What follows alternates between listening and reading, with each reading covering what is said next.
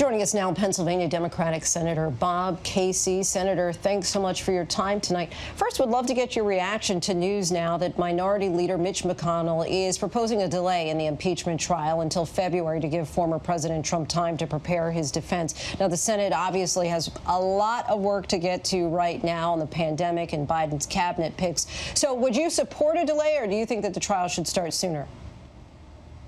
Well, Lindsay, good to be with you. I think that's a determination that has to be made by Speaker Pelosi in conjunction with Majority Leader Schumer. So I'll let them work that out.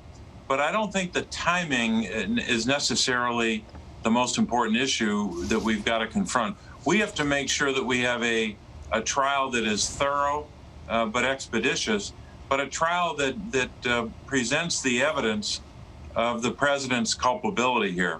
There's just no question when you look at the evidence that we knew in the hours after the mob stormed the Capitol, but maybe even more so in the subsequent days, the president was able to enrage and incite a mob to come to the Capitol to seek out and have the intention of killing the vice president and the speaker, because they were the two counters, the two people counting the electoral votes by way of that process.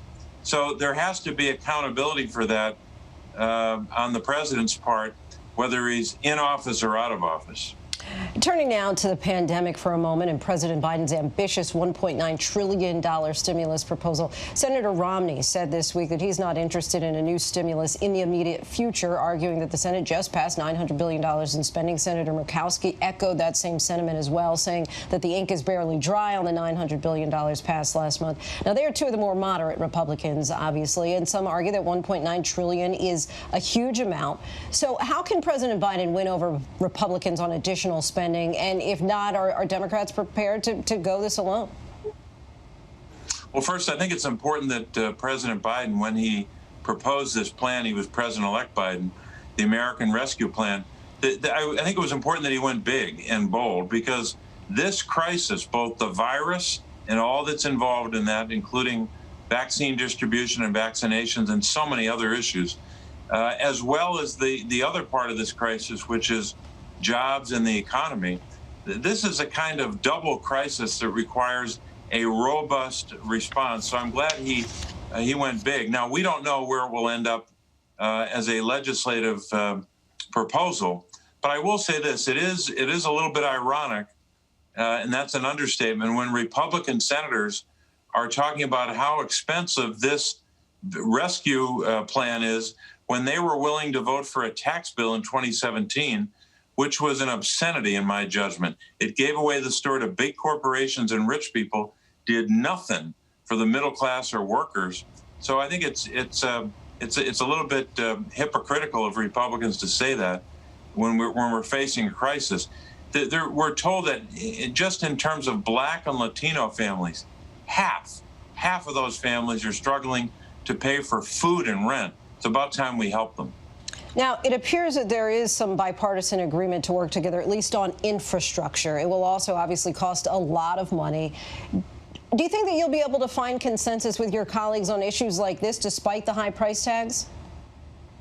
I hope so. I hope Republicans are as interested as Democrats in the Senate are at helping to rebuild the country. They did nothing for 4 years when they had a president, and for part of that 4 years when they had the House and the Senate. But there seems to be some impetus or some interest to move in that direction. I hope we can, because whether it's traditional infrastructure like roads and bridges, but maybe more importantly and exposed by this pandemic, broadband, internet connectivity.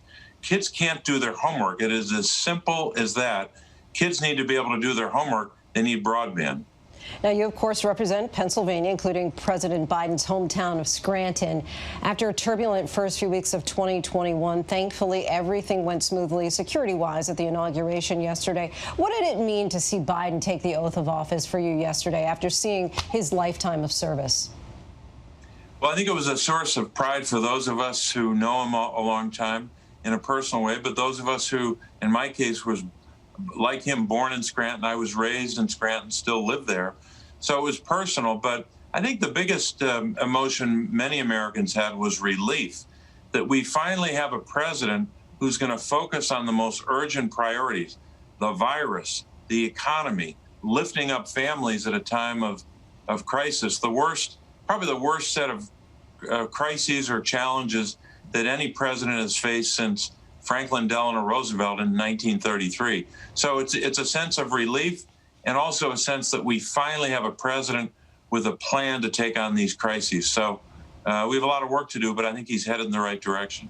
Lots of work ahead, that's for sure. Senator Bob Casey of Pennsylvania, thank you so much for your time. I appreciate you coming on the show. Good to be with you. Thank you. Hi, everyone. George Stephanopoulos here. Thanks for checking out the ABC News YouTube channel. If you'd like to get more videos, show highlights, and watch live event coverage, click on the right over here to subscribe to our channel. And don't forget to download the ABC News app for breaking news alerts. Thanks for watching.